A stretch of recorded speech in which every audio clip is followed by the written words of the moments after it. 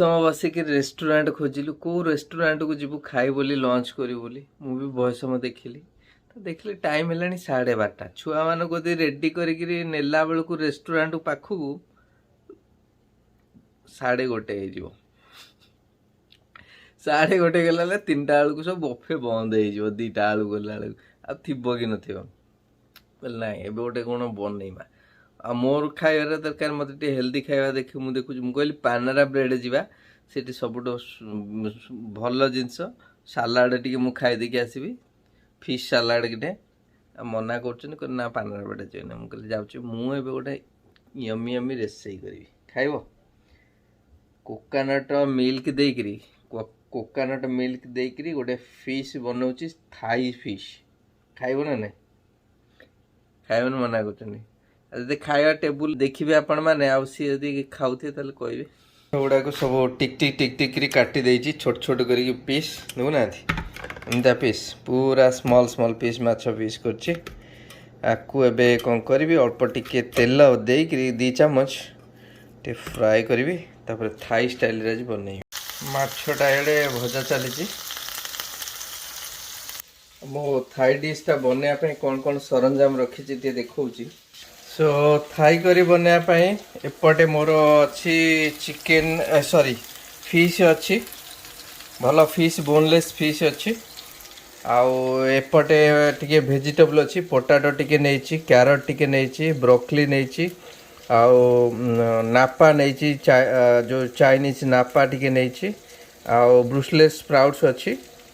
मो पाखे गोटे कोकोनट मिल्क अच्छी गोटे थाई रेड करी पेस्ट अच्छी आउ मु टिके अदा रसुण रो पेस्ट भी बनई आउ टिके गेटेड सॉरी चॉप्ड गार्लिक अच्छी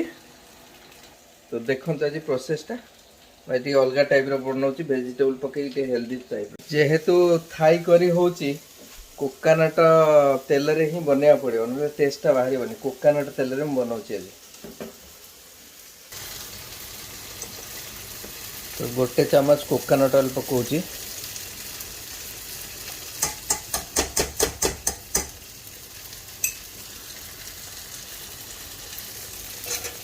तेलटा गोटे चारिआडू खेलदबा माछटा इे भाजी गलानी मु बंद कर दूची एबे पियाज रसुण रो पेस्ट पकई मु अदा पकईनी पियाज रसुण पेस्ट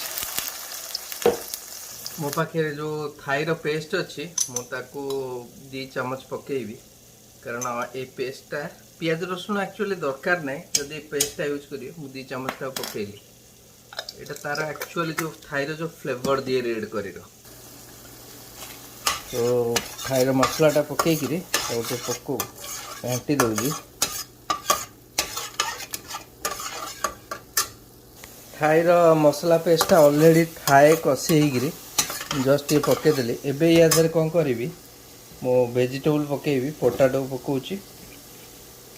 कैरट पकाउची पोटाटो कैरट को किछ समय कुक करी तापरे पकेबी अदर वेजिटेबल जहाँ अच्छे मोर ए वेजिटेबल गुड़ा टिके सीझी आसलानी एबे मु तादर पकेबी ब्रोकली पकेबी आउ नापा पकेबी आ 5 मिनट सिझेबी तार टेस्ट बढ़िया पाई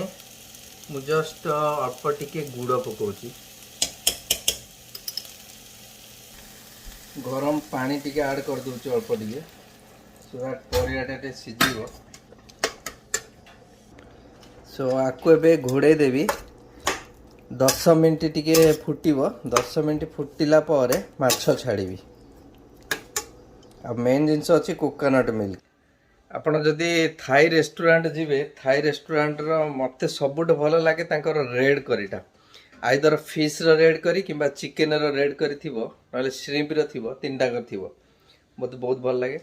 मो झील मान भी भल लगे माने थाई करी कारण से बेसी राग न कोकोनट मिल्क रही टेस्टी टेस्टी लगुव आ वेजिटेबल पड़े से मत बहुत भल लगे वेजिटेबल सहित विथ फिश ताहले हेल्दीटा पूरा बनुची आउ 5 मिनट फुटिबो फुटिला परे कोकोनट मिल्क टाको ढाळीबी देखिदबा केते बाट गला सो परिया पत्र ऑलमोस्ट सिझी गलानी मो पाखे अच्छी कोकोनट मिल्क रो डब्बा पूरा सब गोटे डब्बा कोकोनट मिल्क पकाउछि पूरा गोटे फुल कैन कोकोनट मिल्क पकेली से कोकोनट मिल्क रो ही फ्लेवर आसीबो टेस्ट सॉल्ट टिके पकईली सॉल्ट जी पके कथा पकेबे आकु आउ 5 मिनट भी फुटेबी एबे माछु को भी छाड़बी यादरे सो एबे टाइम आसीगला भजा माछ को छाड़िया पे ये बोनलेस माछ छिला पूरा सी बोनलेस माछ एटा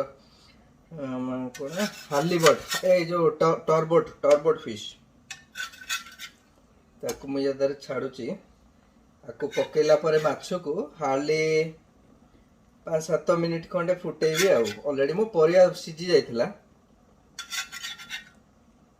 देखिया केमती लागुची बहुत दिन पर थाई स्टाइल रे करिछि सब बेले हमर ओडिया स्टाइल रे माछ झोलटा तो खाउचे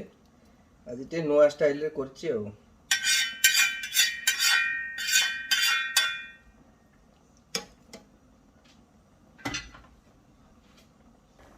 सो फ्रेंड्स एमती देखा जाउची ताकू मैं बे घोड़े देवी आउ 5 मिनट पर देखिबा रोसे माने बेसी बासन कुसन चारियाडे पड़िबनी पूरा नीट एंड क्लीन पूरा संगे संगे माछ को भाजिली सीधा धोई की रखिली माने kitchen area should be clean मते से पसंद करे किछि भी बासन नाही भात हो गला याडे माछ तरकारी गला रेडी एबे लंच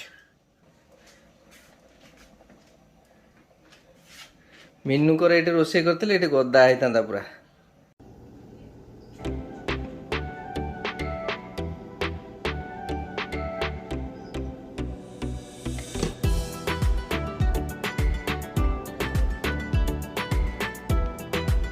जेनी एबे टेस्ट करूची फिश की केमती लागुची जेनी केमती लागुची कि माँ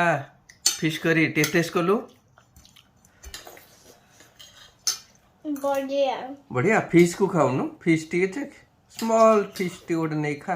तू तो फिश लवर ना बढ़िया अच्छी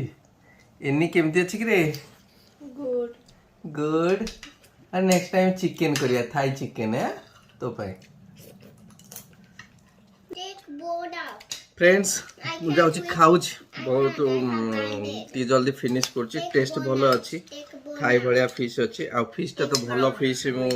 रोसई करची एटा होची टर्बोट फिश बहुत सॉफ्ट फिश आ जो माने वीडियो देखुचंती ट्राई करंतु थाई करी आपण घरे थाई रो पेस्ट भी मार्केट रे मिलुची आनिबे नले निजे पेस्ट बनै परिबे प्लीज सब्सक्राइब कर देबे लाइक कर देबे आ शेयर कर देबे रहउची बाय नाउ।